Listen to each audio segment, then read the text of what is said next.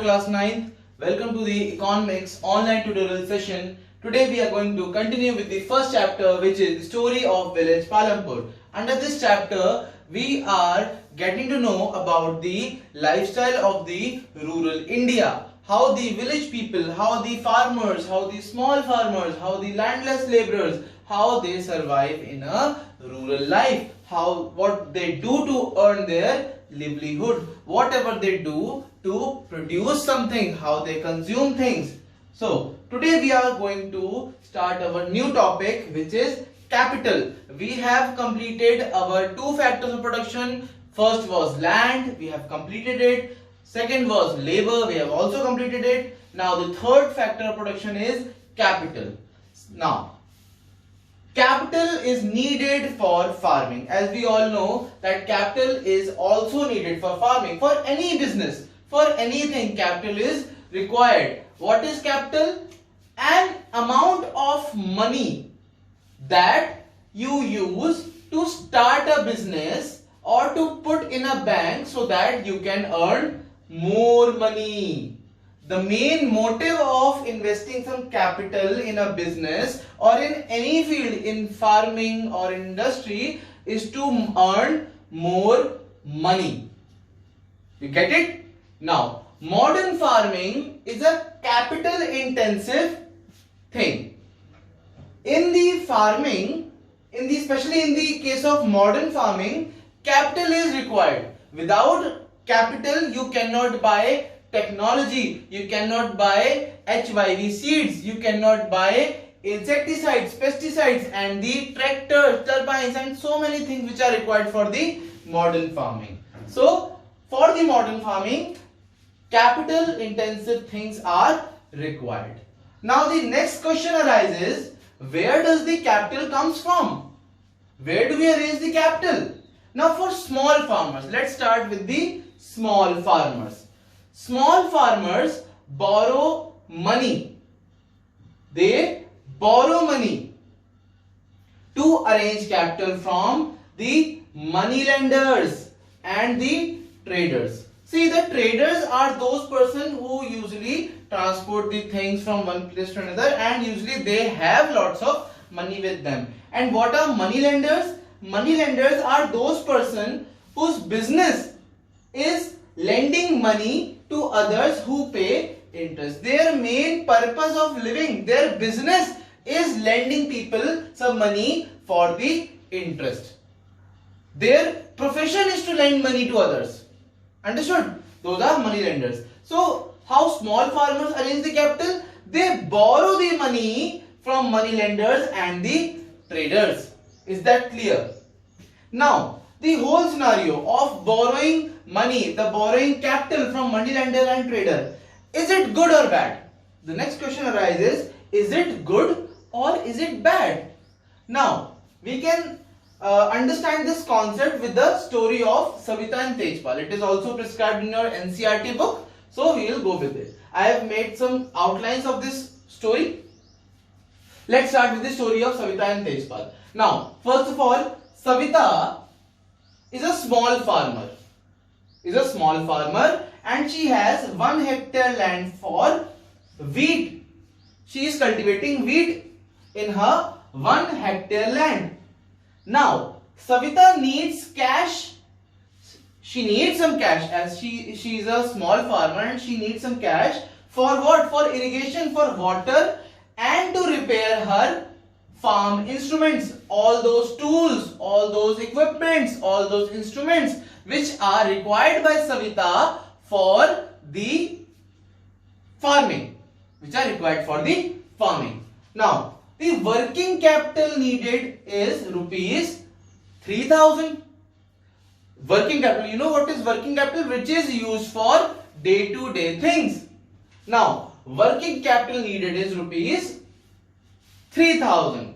Now, for the 3,000 rupees, she asks Tejpal. Tejpal is a money lender. Tejpal gives her loan at 24% per 4 months.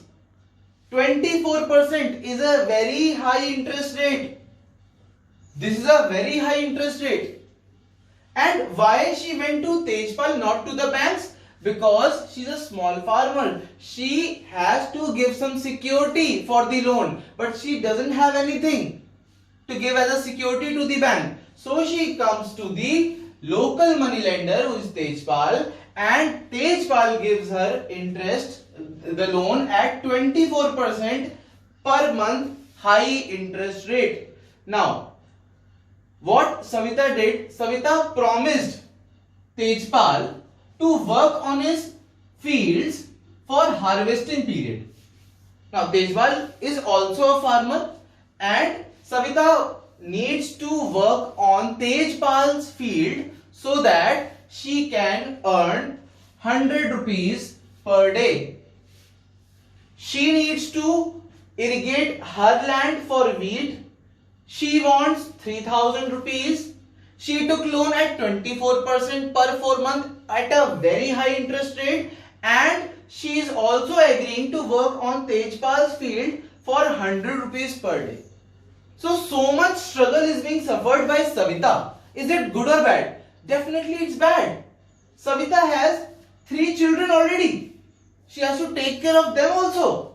And harvesting period is a very big deal for the farmers. It is a very busy time for them. The farmers are very busy during the time of harvesting. And she needs to harvest her own land too.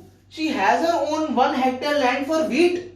So she needs to take care of these 3 things also. So it's a bad thing. Fine. Now, this is the story of a small farmer. Now, what do the medium or large farmers do? Let's start with the medium and large farmers. What do the medium and large farmers do for earning the capital? They have their own savings from the previous year's farming. Whatever they do in the farming, whatever is saved by them, whatever is the saving, they use it for the further capital requirement. They use that as the capital required. As simple as that. They don't go to the money lenders, they don't go to the trader, and they don't borrow any sort of money. They utilize their own savings which they have saved from the previous times farming. Is that clear? So we have completed capital.